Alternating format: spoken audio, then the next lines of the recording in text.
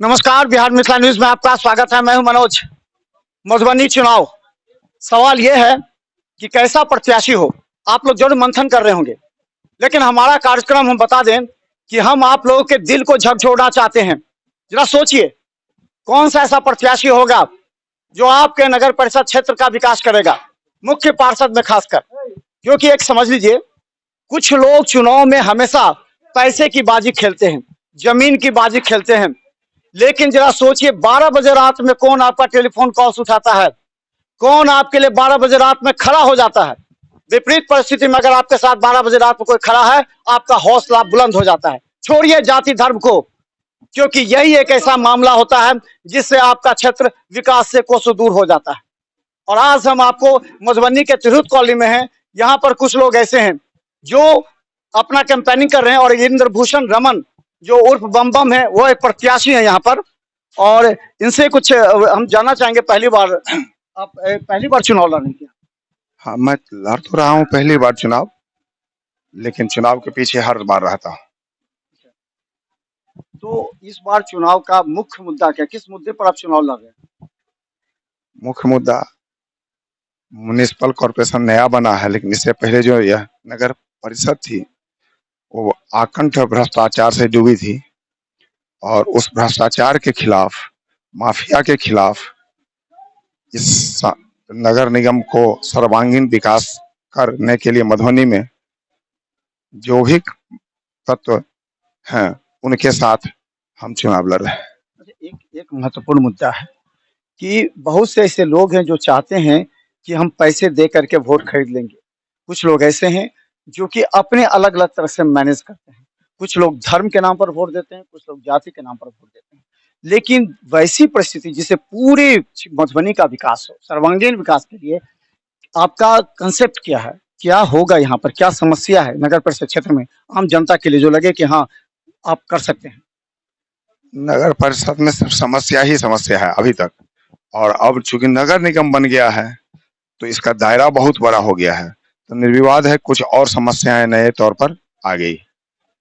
जो सबसे प्रमुख समस्या अभी है, जिसके लिए अफरा तफरी है, वो है पानी की समस्या। जल स्तर जो कभी यहाँ पर 60 फीट में मिलता था, आजकल 350 फीट जाने के बाद भी नहीं मिल रहा है जल, पीने का पानी लोगों को। लोग समरसेबुल लगवा रहे हैं, उनका भी कई लोगों का सूख गया है। और ये नगर निगम होने के बावजूद, या इससे पहले नगर परिषद होने के बावजूद भी, जो इतने सालों से पानी की व्यवस्था नहीं हो पाई।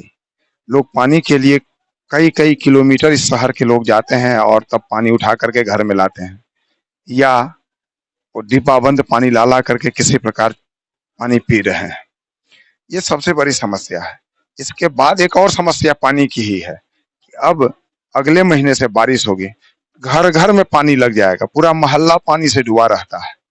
और जितने लोग हैं, चाहे तो कैंडिडेट है, उनको इन सब से कोई वास्ता नहीं, उनके पास कोई विजन नहीं है इस सब के लिए। वो लोग आए त्वरित इलाज करना चाहिए। मेरे पास इसका अस्थाई समाधान का प्रारूप है। मैं इस आशा पे, जो अगर मैं इसका मेयर बनता हूं, मुझे जनता चुनती है, तो इसका अस्थाई समाधान पानी का होगा। हर घर को स्वच्छ पीने का पानी, और शहर से पानी निकासी की पूरी व्यवस्था होगी जो जल जमाव होता है उससे। उसके बाद भी और जो समस्याएं हैं उन पे बातें करूंगा। म्युनिसिपल को पूरा भ्रष्टाचार मुक्त कर दूंगा, ताकि लोगों को जो भी काम है उसमें आसानी हो सके। मेरा तो पहला कोशिश होगा कि लोगों को घर में ही उसके सुविधा, जो म्युनिसिपल की सुविधाएं होती हैं, उनके घर पर ही मिल जाए, और घर पर ही वो सुविधा मिल जाएगा। जो बहुत सारा काम होता है यहाँ पर म्युनिसिपल के द्वारा लोगों का, वो उसके घर पर जाकर के ही किया जाएगा। तो हम बता दें, जरा इस चेहरे को जरा गौर से देखिएगा। जो मधुबनी के मूल निवासी हैं, या चेहरे को देखिएगा, इन्होंने अपनी जिंदगी में सिर्फ सामाजिक काम किए। अगर किसी के घर में शादी हो जाए, किसी के गैस नहीं हो, इसके अलावा अगर आपके 12 बजे रात में समस्या हो, तो ये बम बम वहां पहुंच जाते हैं।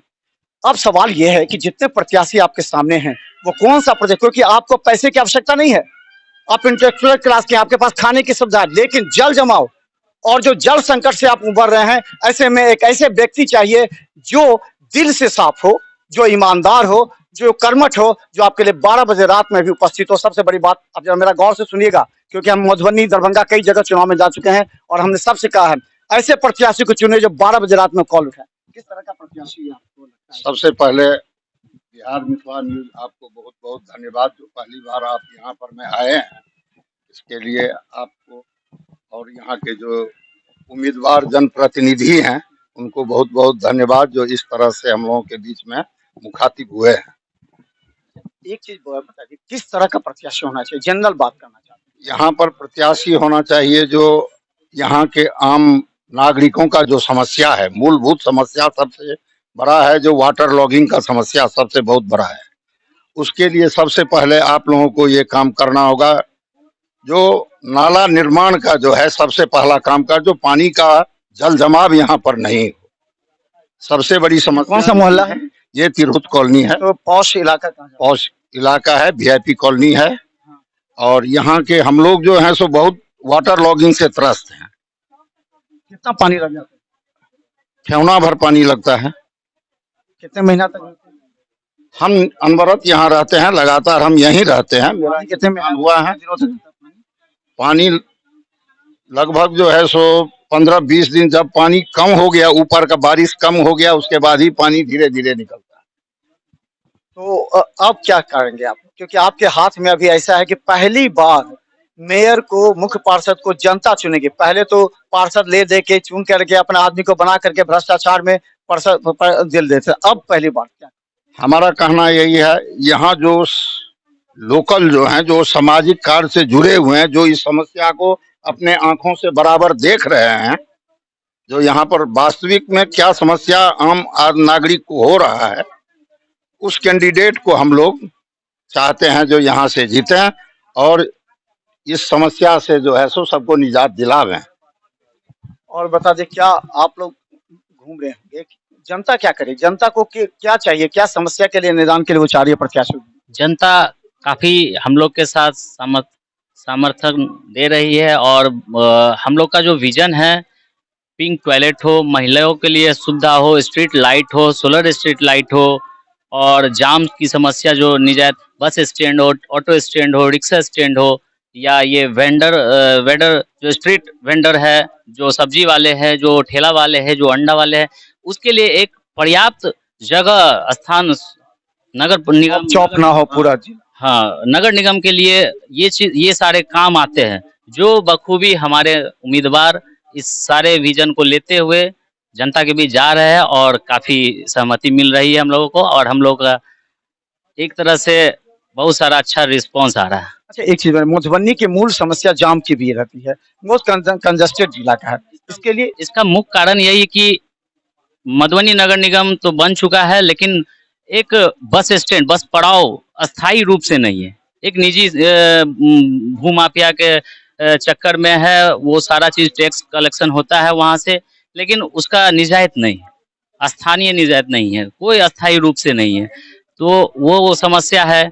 बहुत सारे यथा ऑटो स्टैंड भी नहीं है, अभी हाल फिलहाल में बनाया गया है, जिला प्रशासन उस पर बखूबी काम कर रही है, हम लोग भी काम कर रहे हैं। तो चलिए हम आपको अब देखिए, जरा ये देखिए, ये नाला है जो अभी वर्तमान में जो निगम परिषद यहाँ पर थी, देखिए नाला की सफाई हमको लगता है कि वर्षों से नहीं हुई है, इस वजह से पानी यहाँ आता है, लग जाता है। क्या विजन है? और हम बता दें, इस तरह के विजन से तो चुनाव नहीं जीता जा सकता है। ये बताइए कि अब कितने दिन से इसकी सफाई नहीं हुई होगी नाले की? नमस्कार, सबसे पहले आपको बहुत बहुत धन्यवाद जो आप आए हैं। ये बराबर इसका मतलब बहुत दिन हो गया है, जबकि यहाँ पे आना चाहिए लोगों को, लेकिन बहुत मुश्किल से ही लोग यहाँ इकट्ठा हो पाते हैं। जब इलेक्शन का समय होता है, ऐसा कुछ होता है, तब लोग दिखाई देते हैं, वरना तो कभी दिखाई नहीं देते। जबकि ना कॉलोनी है, जबकि आना ही चाहिए। बहुत हमको लगता है कि सप्ताह में कम से कम एक दिन भी कम से कम समय देना चाहिए, लेकिन महीना में कम से कम एक दिन समय यहाँ मिलता है। तो हम तो इतना ही कहेंगे कि अगर बमम जी को, इंद्रभूषण रमन जी को अगर आप जिताते हैं, तो हम भरोसा दिलाते हैं, हम सब मिलकर, कि यहाँ सफाई और पानी की जो जल जमाव की जो यहाँ जो असुविधा है, वो सुविधाएं में बदलेगी। इसलिए हम लोगों से समर्थन मिल रहा है और आशा करते हैं कि मिलता रहेगा। धन्यवाद। चले हम बता दें, हम एक्चुअली कुछ लोगों से, एक मिनट जरूर मैम, एक चीज छोड़ जाना चाहिए, कितने दिन से नाली की सफाई हुई है आपके इधर की? कितने दिन से नाली की सफाई? नहीं, नाली की सफाई तो ज्यादातर यहाँ पे नहीं होती है। और वो कभी कभी जो आते हैं सफाई करने तो बोलते हैं कि आपके यहाँ झाड़ू लगाएंगे तो पैसा देंगे। सही बात बोलिएगा, क्योंकि आपकी बात को जनता से, कितने पानी नाली की सफाई क्यों नहीं हुई? कितने दिन से? नहीं, अभी तो 2-3 महीना से नहीं हो रहा है। जब आते हैं सफाई करने के लिए तो घर घर पैसा मांगते, फिर सफाई करते। यो तो निगम के कर्मचारी होंगे वो, झाड़ू भी लगाते तो पैसा मांगते, पैसा देते। तो भ्रष्टाचार पूरा है। है अच्छा, कितना पानी लग जाता है आप लोग को? 3 महीना कितने पानी में रहते हैं? यहाँ पे तो पानी नहीं रहता है, इसलिए वहाँ पे इतना पानी लगा रहता है। वो जो मोहल्ले से बाहर निकलने के लिए। हाँ, इस गली से जो बाहर निकलिएगा तो आप पानी में ही निकलिएगा। इधर नहीं इस गली में पानी कभी नहीं आ सकता है, तो वहाँ पे जब जाइएगा तो पूरा पानी है। तो चले हम बता दें कि ये भी समस्या आप, और हम बता दें क्या लगता है कि क्या मुख्य विजन क्या होना चाहिए एक पार्षद के लिए?